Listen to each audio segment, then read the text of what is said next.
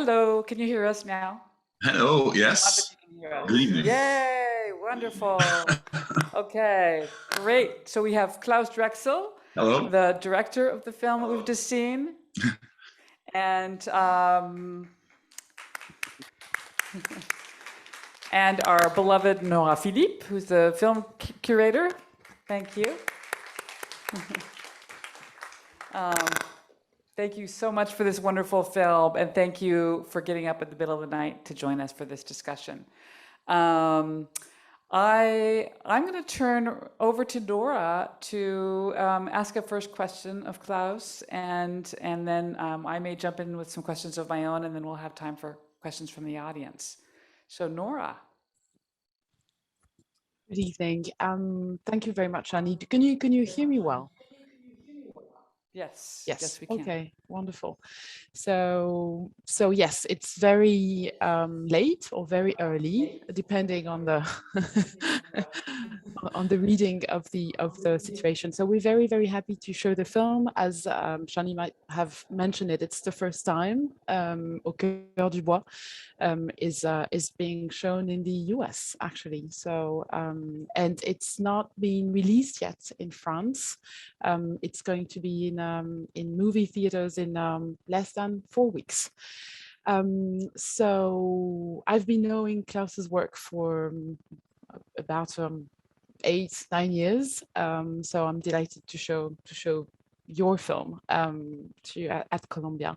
So my first question, and thank you again for joining us. So my first question is about your, if I may, your method and the way you work with the people you film.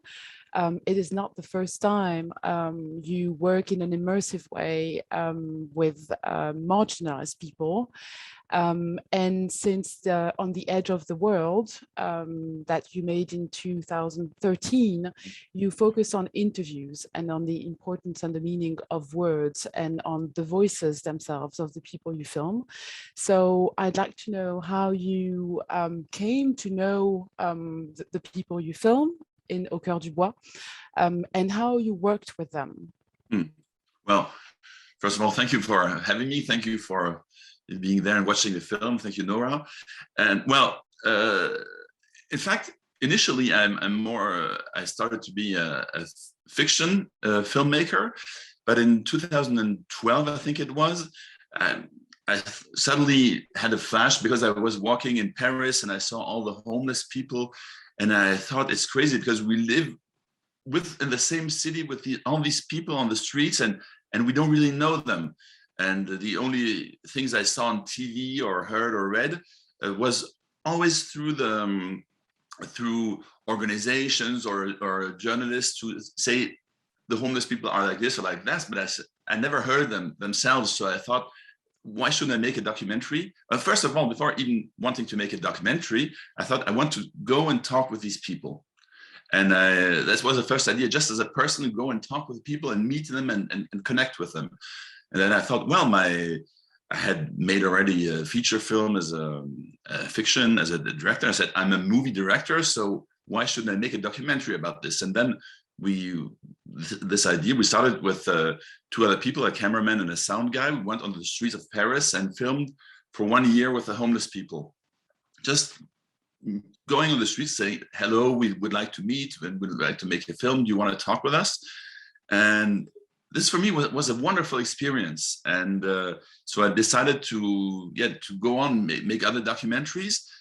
And I make fictions also. I mean, both. I make both fictions and documentaries. And after a screening of On the Edge of the World, the film with the homeless people, that was organized by a small NGO, these people said, well, we also take care, because they work with homeless people, but they also work with the people that work in the Bois de Boulogne. And they said, don't you want to make that kind of film with these people? Because all that's shown on TV is often a little bit voyeurist, and it's more about the world of prostitution, not about the people themselves. And so I thought about the idea and said, okay, why not? And the first thing I did was to go to the Bois de Boulogne, talk to the people and say, would you like to make a film with me? Would you agree? And the first response always was, well, we've already been filmed for TV. And I said, well, okay, but what I'd like to do is something very different. It's to take the time that would, in the end, it took us 5 years to make the film. And I told them, we'll take all the time we need to let you talk, to get, have the time to know each other. And when we will film, we will take 1, 2, or 3 hours. It's not an interview. I don't come with questions. I just want to discuss and talk with people. So we set up the camera and then we launch a discussion, and it can go on for 2 or 3 hours or half an hour, depending on how much the person wants to talk. And then we can come back the next day or in a week or in a month. And the idea is to meet people and not to interview them. And so we'll come back to the question of the question of staging, the question of the backgrounds you choose, the way you talk with the protagonists. Let me go back to you talked about NGOs. Would you mind elaborating on the work of the person who were go-betweens with you and who are actually still partners of the film, since they are officially partners of the release of the film? There is Le Bus des Femmes, for instance, there is Past. And I'd like you to mention them also, maybe to specify the context, the social, political, but also technical context in which you filmed, because maybe the audience doesn't know exactly how things work in terms of law. What are the status of the people you filmed? What was the context? There had been hate crimes in the woods at the time, so maybe you could give us some insights about the situation, the global situation. Well, yeah. First of all, I always try to have no interface between me and the people I film. So the organizations are always good to get me in contact with the people, but then when we film, we always try to do it alone, and that's something I noticed on Au Bord du Monde, my film on the homeless people. It's because there's always a relationship. You can get something from an organization, or you can get denied some help if you say this or that.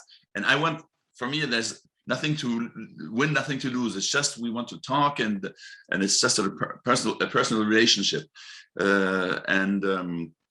But the work they do on the streets or in the Bois de Boulogne, these organizations, is fantastic, because of course it's a connection with society, which is very important. But the 3 organizations that helped us for this film, for Au Cœur du Bois, they're very different, in fact. Au Captif La Libération, the one that first gave me the idea of the film, is I don't know if you can compare it with something in the US, but it's a Catholic organization, but very humanistic. So it's not religious. It's just that they have a religious background, and it's very, very humanistic and very, very, very open.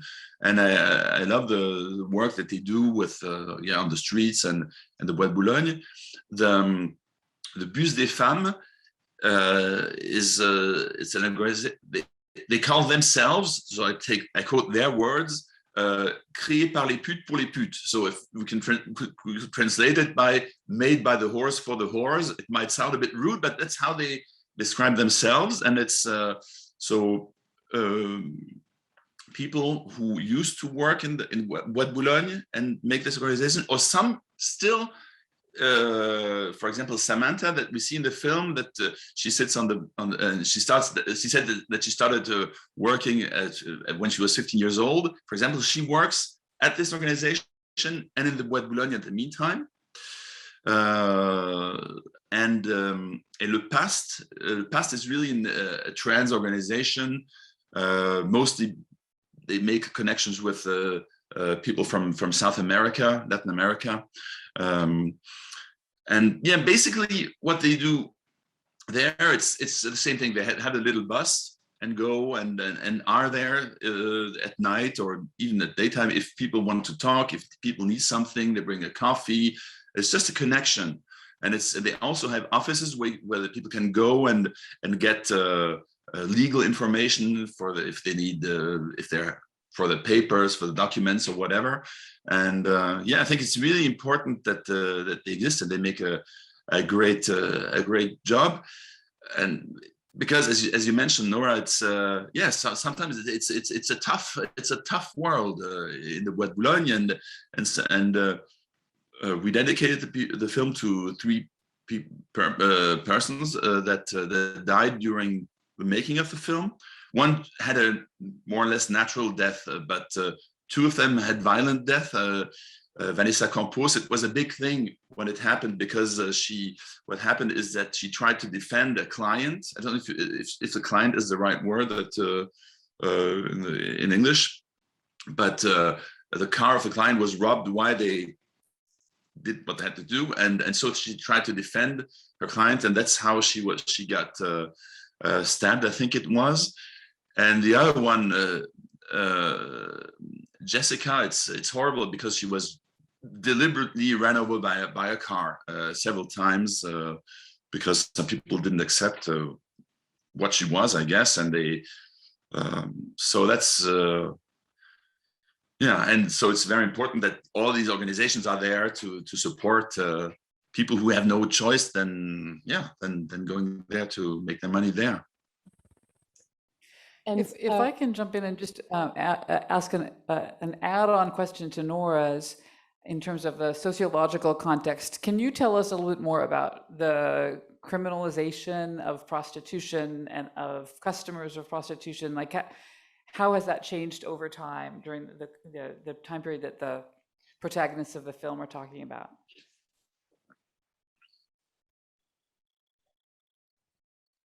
Klaus? I thought it was to you. Yes. Oh yeah, no, that's for you. Well, Nora can answer too, but it was. No, sorry, I thought it was for Nora. Okay. No. Yeah, that's a very interesting question. Thank you, because it's. I think since 2015, there's a law in France. I think it's 2015 that says that the client is penalized if he goes to a sex worker, and it's really interesting because when I started the film, I didn't know anything about the context, about the milieu, etc. And to me, it sounded like I think a good idea. I said, okay, poor people who work there, they are the victims, so it's good to penalize the client and not them. And when I went there, it's not a majority, it's 100% of the people I met, they all who work there are all against this law. And I thought, well, it's strange. And they all explained to me that, first of all, it's their business. It's a bit like if the state would say, okay, it's okay to have a bakery, but everybody who walks out of the bakery with a baguette will get 1,500 euros fine. And so it kills the business of the baker, you know. And so I have no moral judgment on is it good or not prostitution. It's just the fact that some people probably have no other choice than working there, and they don't make money anymore. And something very important I want to say at the beginning of the discussion is just that this film is not about the criminal, les réseaux, how do you say the criminal? Networks. Yeah. Because of course, all the people we filmed, they work for all the money, the little money they make, it's for them. They're not in a network, and because it would have been, first of all, impossible to film these people like this, the people who work in networks. So that's a very important to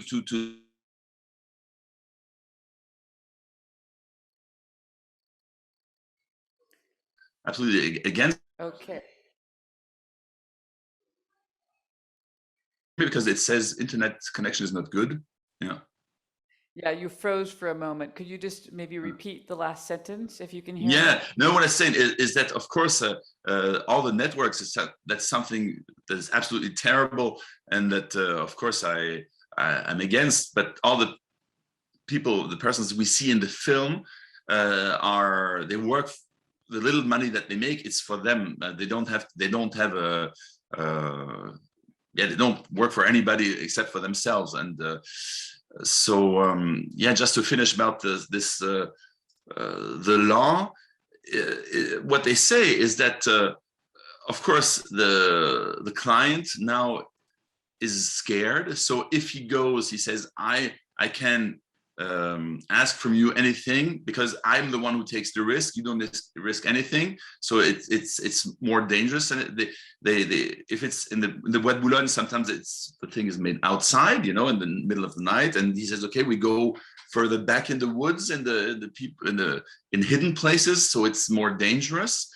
And also this law really developed the networks in little apartments where the sex workers are like enslaved, and because the client just goes to an apartment and there's not much risk with the police. So the people who suffer from this law are the ones who work for themselves in the Bois de Boulogne. And yeah, I don't know if it's clear, but I added Sure. And some. Nora, you were putting some things in the chat box. Did you want to add any elements to that question? What can you see the data that I mentioned, or it's Well, about the maybe law? I saw it, but I'm not sure if everyone did. So maybe if there's anything that you had included in the chat box that you I wanted was to Yeah, out I was loud. just adding some references about the law. So the law was passed in 2016, and it was the fifth country in Europe after Sweden, Norway, Iceland, and the UK to criminalize or to penalize the customers. And between 30,000 and 40,000 people are registered as sex workers in France, and 80% of them are foreigners. So, but these are official figures. I just wanted to add this. To go back to the film, so you have to know that Le Bois de Boulogne is part of a very actually ancient and historic imaginary of sexual encounters and let's call it license in the French mindset and the French history, since Le Bois de Boulogne was a wood, where actually woods that were royal woods under François Ier. French kings would go there to have sexual encounters. So it's in the 19th century, all the Parisian bourgeoisie and the elite would go there too. So it's very particular, and there's a very long story of four centuries actually of sex work and sexual, let's call it license, or that's the word we would use in France, connected to these to this site. So what's interesting in your film is that, and it's also what you did in On the Edge of the World, is to find a very subtle line between a very a work that has a very strong documentary value and a cinematic work that is very, very careful and very creative and very careful about creating a world. You talked about a tale atmosphere in the woods.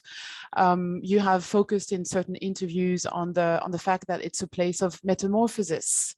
And indeed, there's a great beauty in your photography, in your color grading, in the music.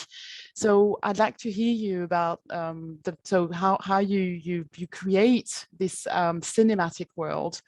And one last thing is, how do you have your protagonist contribute to this creation of the world? Do they also participate to, the choice of the backgrounds, the way they stand, the way they dress? How did you work with them to make this very specific and rich, sometimes flamboyant world? Well, long question. I have to, because I have many answers for this. The first thing that is very important to me is I really like people, and when I filmed, I never said I make a film about sex workers or about homeless people. I think I like to meet human beings that happen to be homeless or that happen to be sex workers. And when I talk with them, I don't think, are they homeless or are they sex workers? So I just want to talk with a person, and that's why I think. Well, first of all, I like the image. I mean, there are many ways to make a film, and I don't have a judgment on any way of making a film, but often we get used maybe to the fact that when you make a film about poor people, usually you don't have much money to make the film, so you just take a camera, handheld, etc. And I think that we got maybe used to this image of it's not a quality judgment but of cheap photography or cinematography, because it's expensive to make a beautiful film.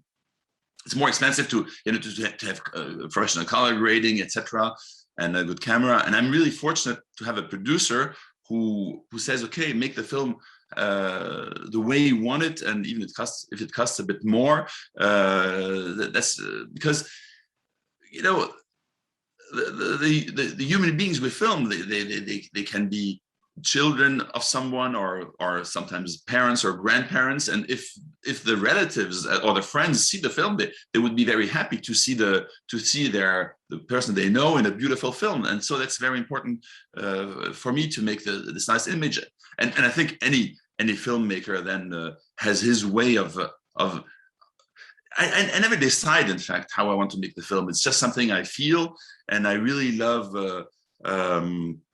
I used to work as a cinematographer too, before being a director, and I love to paint, and so the image is very important for me, and it's I'm a big fan of Werner Herzog. Werner Herzog, he always talks about the ecstatic truth. I don't know if you're familiar with this ecstatic truth. He says that he's not a fan of cinéma vérité, because he says the best film about truth is to film the New York phone book, and you have 10 million names and 10 million phone numbers, and they're all there. That's the truth, and it's all true. But what he likes is what he calls the ecstatic truth, where you have to stylize some to get into a deeper truth. One saying I love, and it's for me, it's one of the best sayings about art. It's Picasso who said that art is lies that tell the truth, and that's something which I really like. Is that of course it's like we feel it like a tale, and but the important thing, but the truth for me is that what the persons say, we never change it, and we're really true to this, and we don't cheat with anything. It's stylized, but having a handheld camera, somehow it's stylized too. You cannot make a film without stylizing it anyhow. So we made this choice of this tale because I think that it participates in I think it tells something about, and the fact of making a beautiful film. It's as I said, and so what I tell the people that I film is that they can dress however they like, etc. But what I think is important is always the dignity that, as you say, we could have filmed some items that I think would have not been nice, and it's just there, and even when you edit the film, it's really important what do we keep, what don't we keep, etc. And to me, that's always very, very important when we edit the film is that because you take some parts, you cut some parts out, so you of course you somehow you change what has been said by editing. And to me, it's always so important that to stay faithful and true to what the person meant. For example, on Au Bord du Monde, one homeless person, he said something, some racist remark, but I knew that the guy is not like this, and he didn't mean it that way. Of course, I could have taken this sentence, and it would have been very shocking or whatever. But I thought that it wouldn't be fair to this person, and that's how we try to, always with stylizing the film, of course, but always try to tell the truth about who the person really is, how I felt the person when I met him or her. I want to just jump in to say, if any of you have questions, we'd love to hear a few questions from the audience. So can I see a hand? Okay, great. So we have microphones in both aisles, and we would love to have you come forward with some questions.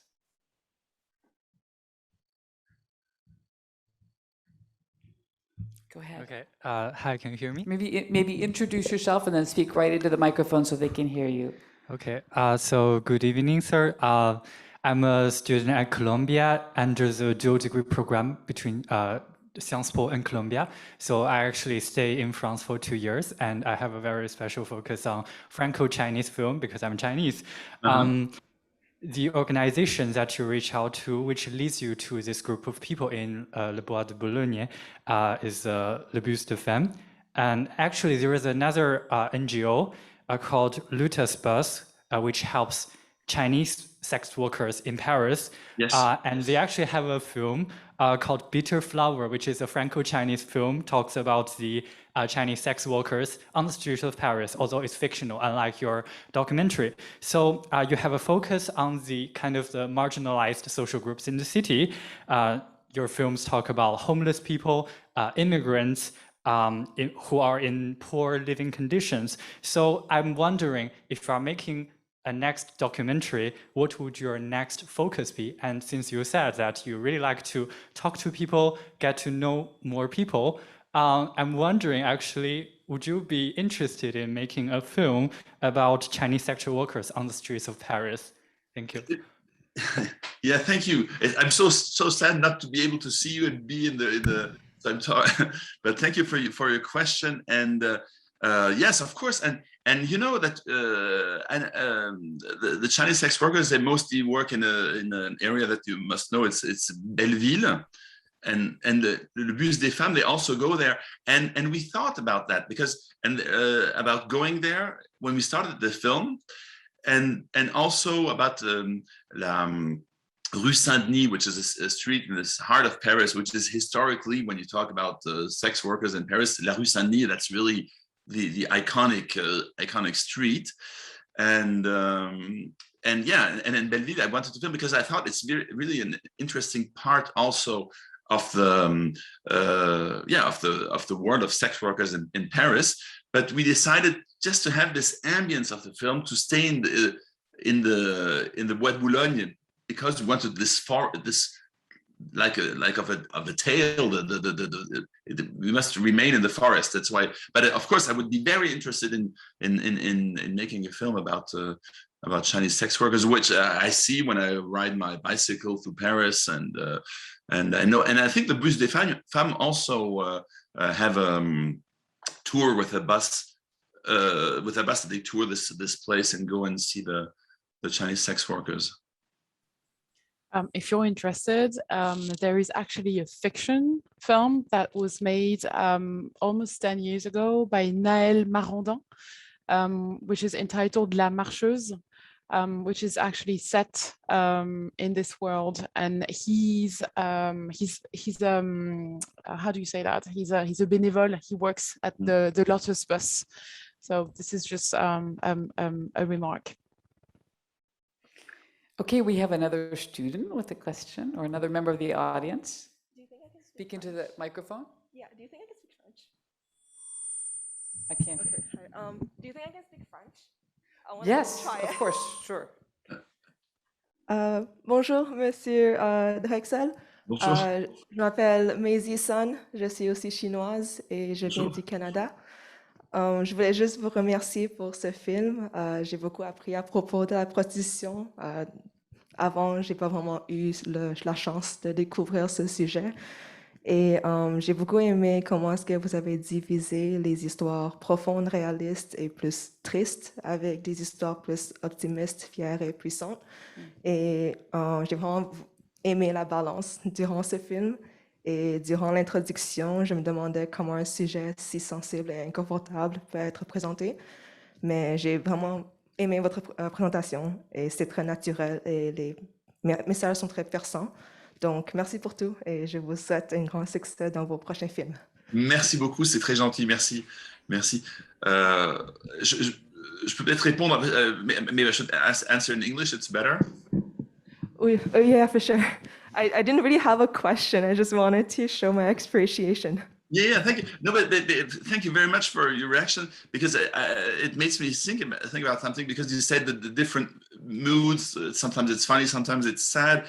And that's something that is really important to me because we always tend, when we don't know something or a group of people, we always tend to think that all the people in this group are like this. All the sex workers are like this. All the homeless people are like that. And that's something that I always like to talk about individuals. You know, everybody has a personality, and in this film, for example, as I said, Samantha, is it true or not? I don't know. I'm not there to judge it, but she says that she's really happy to work in the Bois de Boulogne and that she loves it and that she wants to be able to do it. So I think it's very good for her. And there's, for example, Paola, which is a very sad person, and I really love her because she's so moving. It's the person who sits with the black things that blow in the wind, and she says, "I'm black, I'm immigrant, I'm trans, etc." And it's so sad, and I think it's interesting also to see that in what we call sex workers, they are very different individuals. And some are funny, some are sad, and what I think is interesting is just to know this, you know, so thank you very much for your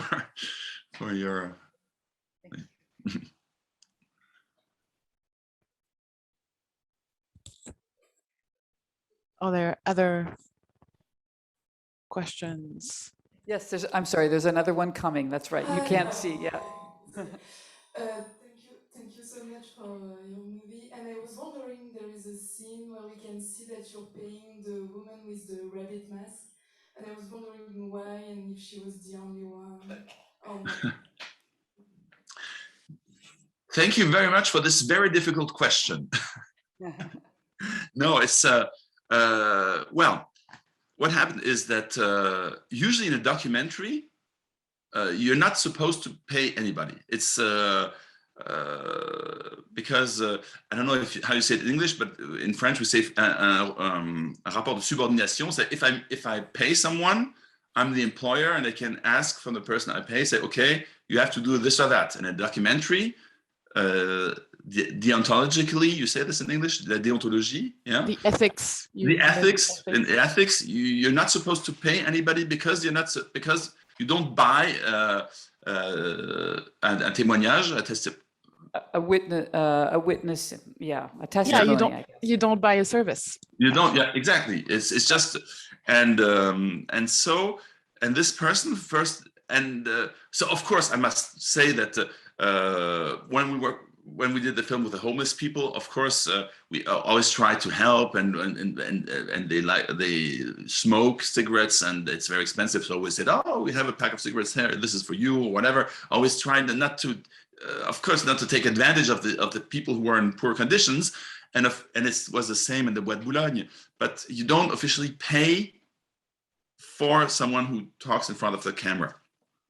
This person. So she asked to be paid. So I said, well, that's not the idea. And then I thought, okay, she wanted to wear a mask, and for me it was very, maybe we'll talk about this later, but it was very important for me that all the people we see the face, because that was very important for me. And she said, yeah, I'd like to say something, but with a mask. I'd like you to change my voice, etc. And then I said, okay, let's just film you, and okay, I give you the money you want, because, and for me the idea was, okay, I take 2 hours of your time. Maybe you would have a client, and then so okay, I give you the money for the time, for maybe the customer that you couldn't have, that you lost while we were filming. So I said, okay, let's do that, and I paid her. And I never had the idea of putting this moment in the film. And when we were editing, my great editor Anne Soyo, she said, wow, but this is really interesting. And I said, well, but it's for me, it's like cheating on the person, because she didn't know when we were filming that this would be in the film, because usually you make the deal, etc. And then we say, okay, now we're rolling, okay, and it's like action, and usually what is supposed to be in the film is something at the moment when we say action. And so I thought it's not fair to put this in the film, because she didn't know it. But then I thought, and with the discussion, it was a long discussion with my editor, and we thought, well, sometimes she's anonymous, that we don't recognize her because she wears a mask. We don't recognize her voice, and so we don't cheat on anybody because she's anonymous.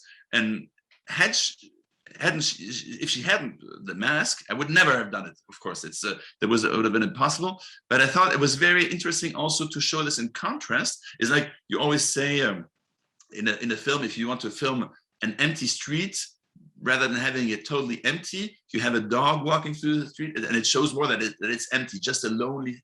And for this, like this, I thought that it's incredible that all the other persons accepted to talk without a mask, because usually in that kind of film they're blurred or you don't recognize the face. And I thought that maybe if we have one person with a mask, the audience says, "Wow, the others don't wear it," and that's why we. And this contrast that we on voice, we hear my voice saying, well, we're not supposed to pay. For me, it's also a way of saying to the audience that the other persons did it just spontaneously. And that was one thing that was very important for me. The first thing we said is, do you want to make the film, but we cannot pay you for this. And most of them said, if you wanted to pay me, I wouldn't have done it, because I want to do it spontaneously. For me, it's important to talk, and yeah. I don't know if I answered well the question, but yeah. Can I just are there more questions, by the way? Okay. Yeah, I just want to ask one short question, and then we have one here connected to it's an economic question. I was really struck by several of the women who were interviewed talked about how easy it was to make 2,500 or 3,000 francs in a couple of hours, a couple of decades ago, and now you work 8 hours and make 50 euros or something. Is that? And I think that's a good thing. Yeah, and is that connected to the criminalization of prostitution, so that they don't have customers because they're afraid of being arrested? Is that the main thing that caused the earnings to dip so drastically, or are there other factors as well? There may be other factors, and I think the world has changed, and the Bois de Boulogne is maybe a traditional, and things changed with the internet, etc. So maybe it has changed, and it's not the only factor. But what they all of them 100% said that it radically changed their income, and they divided it by 4 sometimes, because the customers are not afraid to come. And I can tell you a funny anecdote of what happened during when we shot the film. Is that one Sunday night from Sunday to Monday at 3 or 4 o'clock in the morning, we were there with my little team, and Sylvain, my cinematographer, and the two of us, we were in a little van trying to convince a person to participate in the film because she was really interesting, but she said, I don't want to be filmed, etc. And so we talked for an hour and a half during the night, and I saw a police car drive by. I said, well, I thought it was really funny. I said, I hope that they knock on the door and they try to arrest us. I thought it would have been really funny. And nothing happened, okay? They just drove by. And 4 or 5 weeks later, I got a letter at home, a fine with, I think, 450 euros, and because a parking ticket, because I was parked at 4 o'clock in the morning in the Bois de Boulogne, at a place I was not supposed to be. Why? Because Mrs. Drexel would get the letter and say, hey, Klaus, what have you done in the Bois de Boulogne at 4 o'clock in the morning on Sunday night? You know, fortunately, my wife and my kids, they all knew that, what I was doing, but that's the kind of thing they do. It's really, they try to trap the people. And of course, that's why the people, the customers say it's dangerous for me, because my wife, of course, she doesn't know that I'm going there, and if I get a fine, and it radically, yeah, that what they say, I didn't check it myself, but according to what they say, it radically changed their income and divided it by 4. That's what I heard. Thank you. Okay, I think we have time for one more question here.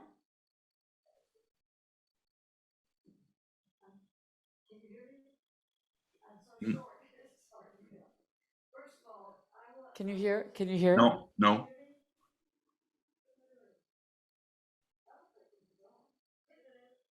Just put it right up to your mouth. Yeah.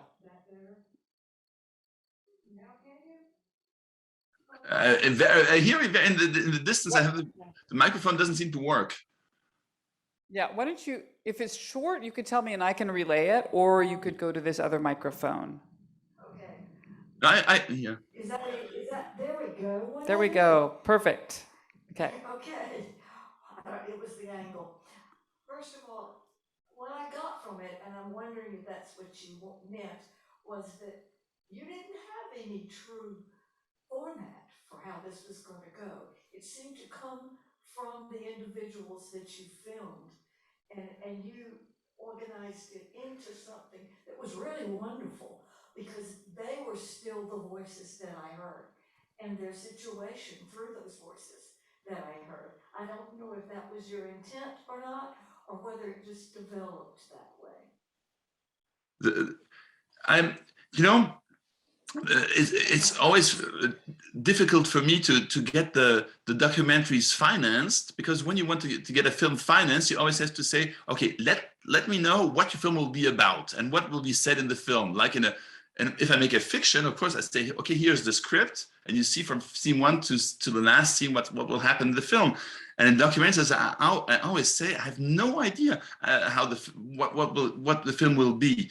When I started this film, I had no idea what it is to be a sex worker in the Bois de Boulogne, to be a trans person from Latin America. I had no idea, and I didn't make any research before that, and I have nothing against. I always say that my work is the opposite of a journalist, and with all respect, the fantastic work of a journalist, but it's just I just do it another way, because I always say I try to make my. I think in the US you also know the Le Petit Prince, the Little Prince, you know, and the Little Prince lands on the planet and it's just okay, what happens here? And you have no preconceived idea of neither positive or negative about person, just saying, oh, hello, I'd like to meet you, and that's how I want to make the film. And I have a very clear vision of what the film visually technically should look like and sound like, with the sound, etc. That's something really decided in advance. But funny, what ends up in the film, that's something we discover, and often there are moments that I really discover myself while the camera is rolling, and as I said earlier, I really want to be very faithful to the individuals, and but in the end they make the film, and we're just a medium. And they are still there. So we witnessed a premiere, a pre-screening of the film in September in Paris, and most of them were attending and were there and, you know, seemed to be by your side and proud of the outcome. So maybe you can talk about what's happening now, you know, and they are still, you know, they accept to appear and to stand without any, you know, for their own identity. Yeah, really brave. The screening you mentioned was, for me, it was one of the most beautiful screenings of my entire life, because we had a very first screening just with the people of the film, just the 10 of us, you know, watching the film, so that I wanted them to discover the film before everybody else, so that they can relate to the film, know what's in, how to respond if other people see it too. So that was the first screening, and then we made another one with all the friends, the families, the guests, etc., the kind of premiere, and we didn't tell the audience, but at the end, the audience wasn't aware that they were in the theater, and at the end of the screening, they all walked on stage, and for me, they got a standing ovation, and for me, it was such a wonderful moment, and I think they were really happy with that, and I think they liked the film, and they said, well, it's not. I didn't make it, as I just said earlier, I didn't make it. The film was just you. And for me, it's really the fact that they are proud of what has been shown of them in the film. That's the most important thing. The most important thing for me in doing these kind of films is when the audience, when an audience member after the screening says, well, I will never judge or look the same way at a sex worker or homeless person in the future. That's something... that's for me that's why we make these films, you know, just to open up to other people, and some are. I talked about Paula earlier, the very sad person, and she really breaks my heart, because for this screening I was just talking about, I called her 15 times, not 15, but maybe 6 or 7 times. I said, you have to come to the screening, and she says, well, no, I'm too shy. I will never be able to go and to meet the people and the audience. And she didn't come. And I think it's incredible to think that she says, I'm too shy to go and meet people after a screening. And finally, she goes and she has to go and work so we can imagine how difficult it is for her to go and work there, but she has no other choice. And that's something really terrible. And I would have loved her to be at this screening, and I told her in advance that you'll get applause, and so yeah. So if they're happy, that's the most important thing. Not to judge. Yeah. I didn't hear. She said, if nothing else, this film taught us not to judge, and that's exactly. a wonderful audience comment to end on, because that's what you said I think you want to achieve, is to have us look at the people in your films differently than we did before seeing them, and I'm sure that everyone in this room would agree that we're leaving with a different perspective. There's so much richness. I think there's so much richness around us, and it's so interesting to meet different people, and that's so much more interesting than just to look at ourselves, you know. Yeah. So thank you so much. We were really honored to present this for the first time in the United States. We hope that next time we can present in America. Now I'm really curious to see that. Oh my God. So thank you so much, and good luck with your next project. Thank you so much to Nora, Philippe, for joining us. I hope you can go get some sleep now. It was really a pleasure and an honor to have you. Thank you so much. Thank you. Thank you very much. Thank you very much. Thank you.